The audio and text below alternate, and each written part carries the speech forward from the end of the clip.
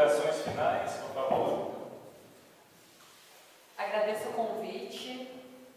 É a primeira vez que eu saio no Brasil. Ringrazio l'invito, è la prima volta che esco dal Brasile. É a primeira semana desde junho que eu não participo de nenhuma manifestação.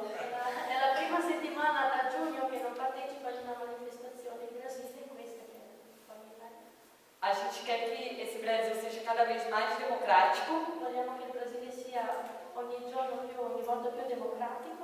E democracia significa igualdade social. Democrazia significa uguaglianza sociale. A gente quer um Estado que represente a gente. Vogliamo uno Stato che ci rappresenti.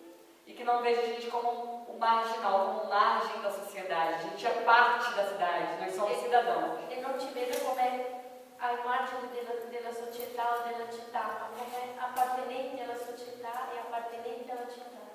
A gente quer que esse governo Dilma, Vogliamo che il governo Dilma, que Sérgio Cabral, nosso governador, il nostro governatore Sérgio Sérgio Cabral, Cabral e que o nosso prefeito Eduardo Paes e con il nostro sindaco Eduardo Paes ouça esse clamor sentano il clamore do povo carioca que está na rua. del popolo carioca che è in piazza, per la strada.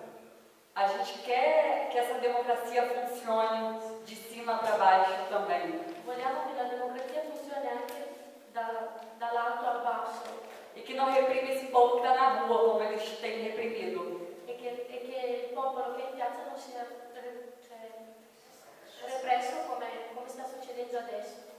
A gente quer sim votar, Vogliamo sì votare, mas que o voto um dia no Brasil não seja obrigatório. ma anche che il voto in Brasile non sia più obbligatorio. Que a gente vote por vontade, por achar mesmo que aquele representante seja o nosso representante, carregue o nosso nome. Perché che il votare non sia obbligatorio, ma sia una cosa voluta dal cittadino, no? Che voglia veramente votare in un candidato che lo rappresenti.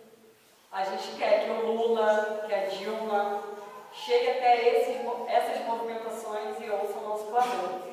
Muito obrigada. Vogliamo veramente che sia Lula che Dilma arrivino e ascoltino la voce dei manifestanti e del popolo. Grazie.